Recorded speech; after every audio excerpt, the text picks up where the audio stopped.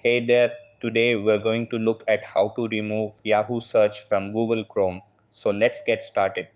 First, click on the three dots over here in Google Chrome and go into Settings. After that, on the left hand side, click on Search Engine, or you can type Search Engine in the search bar. Then over here, you will see Google as the default and also the option to manage search engines.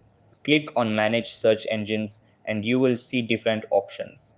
From here, just make Google your default search engine. After that, you can remove Yahoo by clicking on Delete and it's gone. You can also remove Bing the same way. Then just set Google as your default and that's it. If you want to add them back, click on Add, type the name, shortcut and URL, then click Add again.